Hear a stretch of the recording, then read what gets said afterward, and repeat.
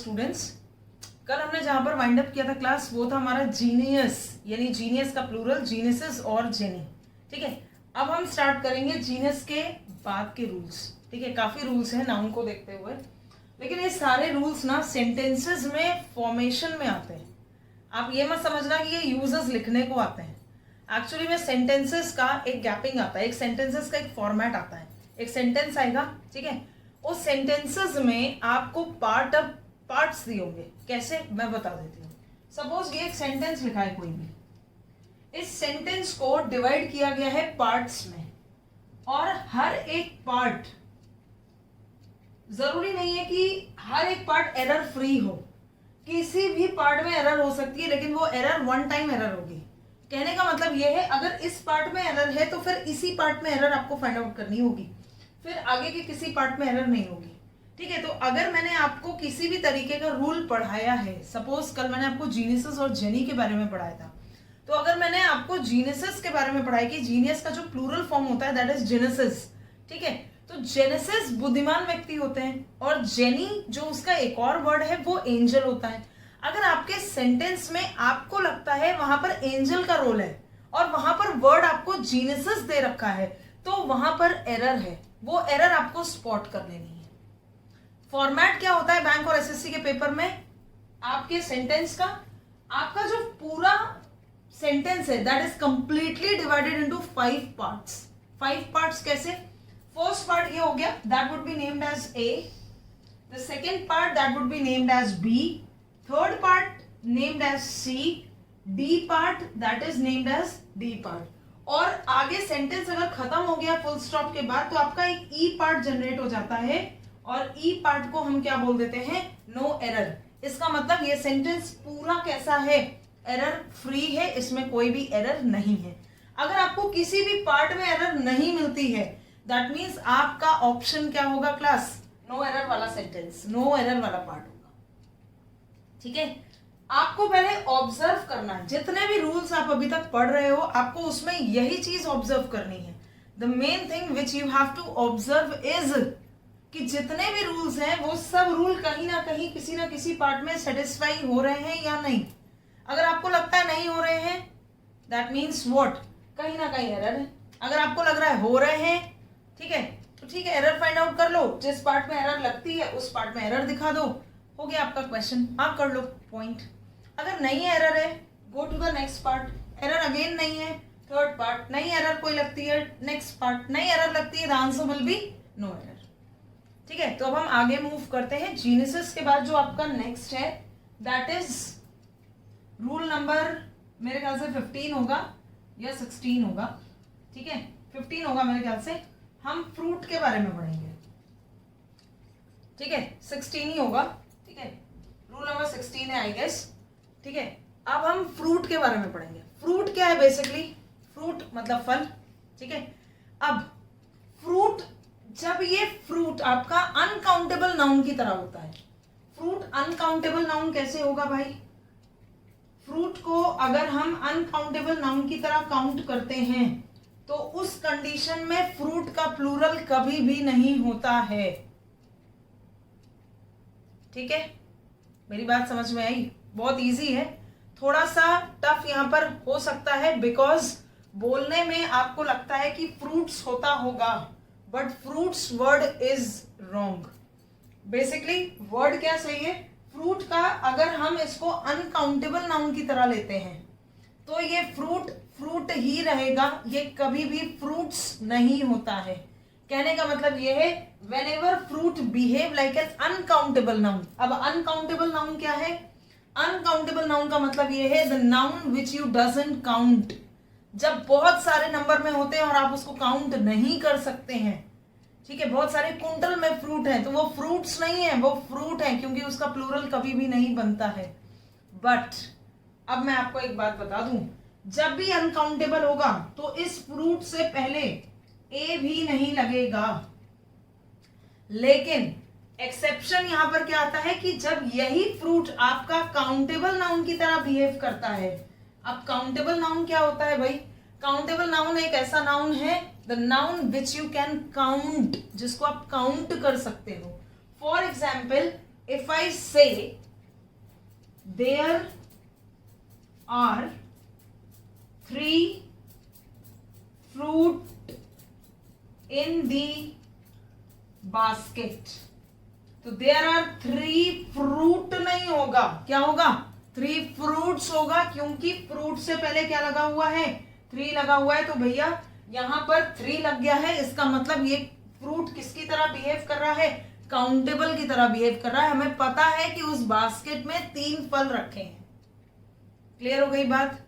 कोई डाउट है इसमें? अगर आपको कोई डाउट लग रहा हो तो कमेंट बॉक्स में कमेंट कर देना, ठीक है? लेकिन अगर नहीं लग रहा हो और विलिंगली कोई क्वेश्चन पूछना हो, ईगरनेस है आपकी कोई क्वेश्चन पूछने की, तो आप उसका भी क्वेश्चन ड्रॉप कर देना, आई विल आंसर दैट, ठीक है?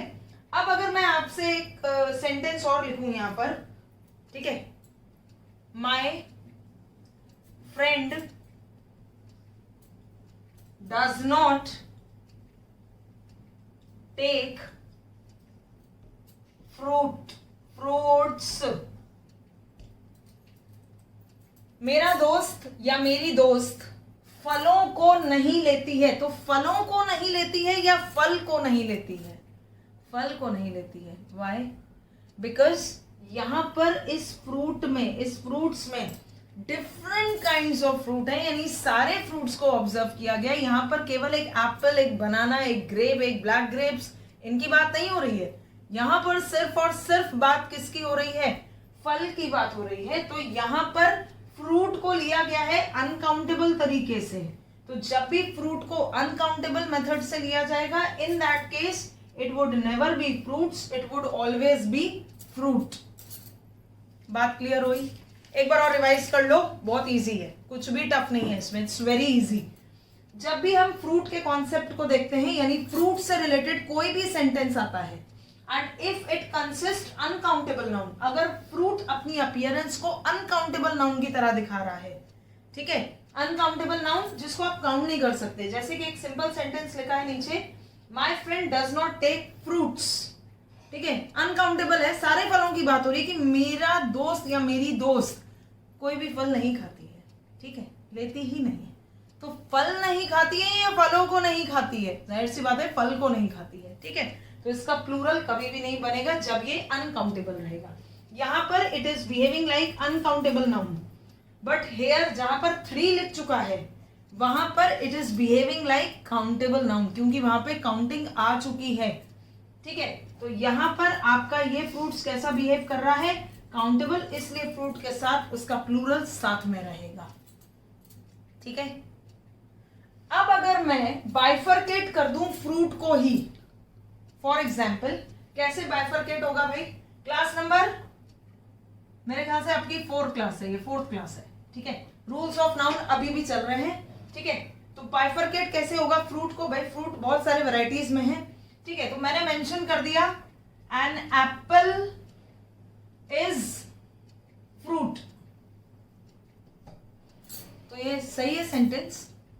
थोड़ा सा दिक्कत है इस सेंटेंस में, इस सेंटेंस में नाउन से पहले आर्टिकल नहीं लगा है, तो आर्टिकल लगा लो भाई, ठीक है। ये कॉन्सोनेंट है तो कॉन्सोनेंट से पहले हमेशा क्या लगेगा? जाहिर सी बात है, ये कॉन्सोनेंट है तो जाहिर सी बात है ए लगा दिया, ठीक है। कॉन्सोनेंट की खैर यहाँ पे ऐसी कोई बात नहीं है, लेकिन आप ये अगर कॉन्सोनेंट का केस यहाँ पर आ रहा है, ठीक है, यहाँ पर वॉवल है तो वॉवल से पहले एन लग गया, ठीक है। यहाँ पर क्या हो रहा है? अब यहाँ पर इसको जस्टिफाई करना, क्या जस्टिफाई करना है? यहाँ पर फ्रूट की बात हो रही है और पर्टिकुलरली यहाँ पर किसकी बात हो रही है? एप्पल की बात हो रही है, यानी एक वैरायटी है। जब भी ये वैरायटी है तो उसके साथ हम हमेशा ए लगा सकते हैं, ठीक है। यहाँ पर थोड़ा सा उसमें चला गया, ठीक है, कभी कभी होता है ऑनलाइन में, कोई दिक्कत नहीं है। इसमें कॉन्सोनेंट का कोई भी रूल अप्लाई नहीं हो रहा है, ठीक है। इसमें आपका केवल क्या अप्लाई हो रहा है? क्योंकि फ्रूट की डिफरेंट वैरायटी है और इस डिफरेंट वैरायटी के लिए ही हमने इसको यहाँ पर क्या लगाया हुआ है? ए लगाया हुआ है, जो डिनोट कर रहा है एक को कि एप्पल एक फल है। बात क्लियर हो गई? इसका मतलब क्या हो गया? जब भी फ्रूट का नाम आएगा तो 2 पोर्शन सामने आएंगे, पहला पोर्शन अनकाउंटेबल और दूसरा पोर्शन काउंटेबल। काउंटेबल की बात आएगी तो प्लूरल बनेगा फ्रूट का, लेकिन अगर अनकाउंटेबल की बात आएगी तो प्लूरल नहीं बनेगा। क्लियर? अब आते हैं रूल नंबर 17 पर। रूल नंबर 17 जो कि हमारा बहुत इजी रूल है, जिसको मुझे ऐसा लगता है कि लिख के बताने की जरूरत नहीं है, ठीक है, लेकिन फिर भी मैं लिख देती हूँ। रूल नंबर 17 हमारा क्लास ये कहता है कि आपने जो कभी वर्ड सुना है बोर्डिंग, तो बोर्डिंग कोई भी वर्ड नहीं होता है। Boarding means which one boarding? Boarding जाने वाला नहीं, जो बोर्डिंग स्टेशन होता है वो नहीं। यहाँ पर बोर्डिंग से बात हो रही है the place where the students live and study, उस बोर्डिंग से बात हो रही है। तो it would never be boarding, it would always be written as boarding house. कभी भी बोर्डिंग अकेला नहीं होता है, बोर्डिंग के साथ हमेशा क्या लगा होगा? हाउस लगा होना चाहिए। अदरवाइज ये बोर्डिंग अपने आप में एक एरर है। It would never be boarding, it would always be boarding house. ठीक है, my cousin stays at boarding, तो स्टेज एट बोर्डिंग नहीं होगा, क्या होगा? Stays at boarding house. ठीक है, ऐसे ही नेक्स्ट अगर मैं बात करूं, पेनी एक वर्ड होता है। वर्ड क्या? उसका मतलब होता है सिक्के। ठीक है, अगर आप में से कुछ लोगों को पता हो तो कॉइन्स को कहते हैं पेनी। ठीक है, PENNY, पेनी कॉइन्स को कहते हैं, यानी सिक्कों को कहते हैं। पेनी अपने आप में सिंगुलर है, देखने से ही लग रहा है पेनी सिंगुलर है। पेनी का प्लूरल बनेगा दो, पहला बनेगा पेनीज, PENNIES। भाई वाई को हटाया तो वाई को हटाते ही प्लूरल बन जाता है, IES लग जाता है। ठीक है, और पेनी का दूसरा प्लूरल बनेगा पेंस, PENCE। ठीक है, पेनीज का मतलब होता है सिक्कों की संख्या। सिक्कों की संख्या का मतलब हो गया काउंटिंग ऑफ कॉइन्स। कॉइन्स की काउंटिंग को बोलेंगे पेनीज, लेकिन पेंस को बोलेंगे कॉइन्स का मूल्य, यानी वैल्यू ऑफ कॉइन्स। बात क्लियर हुई? दोबारा से सुन लो पेनी के बारे में।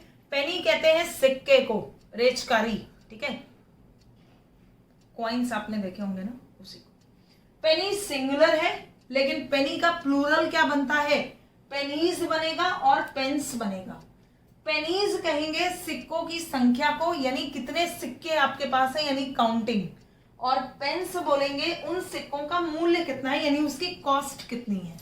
तो वैल्यू की बात आएगी तो पेंस। अगर आपका कोई ऐसा सेंटेंस जैसे for example this marker cost ₹25 पेनी और 25 पेंस, तो यहां पर पेंस आएगा क्योंकि 25 इसका वैल्यू दिया गया है।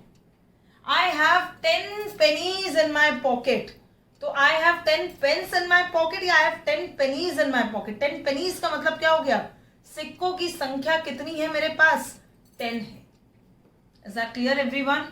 ठीक है, तो pennies वाला क्लियर कर लो, लिख लो, नोट कर लो। ठीक है, नेक्स्ट है आपका नेक्स्ट रूल नंबर 18। तो रूल नंबर 18 है बहुत ही अच्छा, ठीक है, बहुत बढ़िया वर्ड है आपका एयर ऑब्लिक एयर्स। तो भाई एयर को तो हवा कहते हैं, ठीक है, air is a mixture of gases, commonly सब यही पढ़ते हैं साइंस में भी। ठीक है, एयर नॉर्मली मिक्सचर हो गया गैसेस का, बट ये जो एयर्स है ना, इसको हम एक तरीके से कह सकते हैं प्राउड बिहेवियर, और इसका एक नाम और भी होता है, इसको हम एक तरीके से र्यूमर्स भी कह सकते हैं। ठीक है, तो अगर आपको सेंटेंस में लगता है दैट सेंटेंस कि उस सेंटेंस में एयर की जरूरत नहीं है, एयर्स की जरूरत है, उस सेंटेंस का जो मीनिंग है वो एयर्स के फॉर्म में निकल रहा है, तो वहां पर एयर्स को करेक्ट करना है और एयर आपका एरर होगा। ठीक है, नेक्स्ट बढ़ते हैं आगे। तो नेक्स्ट है आपका, देखो भाई एक वर्ड है लेक्चररशिप। ये भी कोई वर्ड नहीं होता है, लेक्चररशिप कोई भी वर्ड नहीं होता है, इट इज लेक्चरशिप। ठीक है, जैसे बोर्डिंग था तो बोर्डिंग अकेला कोई वर्ड नहीं है, इट इज बोर्डिंग हाउस। तो वैसे ही इट इज नॉट लेक्चररशिप, ये गलत वर्ड है। The right word is lectureship, correct word है आपका लेक्चरशिप। ठीक है, नेक्स्ट है आपका time oblique times. Time oblique times, तो भाई टाइम समय को कहते हैं। ठीक है, what is the time by your watch, तो ये टाइम हो गया जो समय को एलोकेट करेगा। लेकिन जो टाइम्स हो गया ये नंबर ऑफ फ्रीक्वेंसी को बताता है, नंबर ऑफ फ्रीक्वेंसी को बताता है ये टाइम्स। फ्रीक्वेंसी मतलब कितने बार, how many times you learn this paper, how many times you learn the physics, how many times you practise math. तो यहाँ पे टाइम समय नहीं है, यहाँ पे टाइम्स है नंबर ऑफ फ्रीक्वेंसी, कितने बार आपने किस काम को किया है, ये वो चीज है। क्लियर हो गई भाई? ठीक है। अब नेक्स्ट है आपका शेड और शैडो में क्या डिफरेंस है। तो भाई शेड आपका होता है शेड करना, द आर्ट, ठीक है, और शैडो कहते हैं परछाई।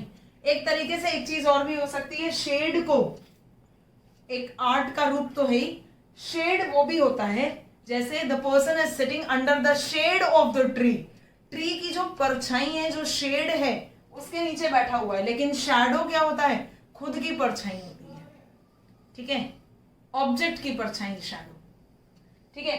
तो यहां पर आपका फिलहाल नाउन्स और नाउन्स के रूल कंप्लीट होते हैं।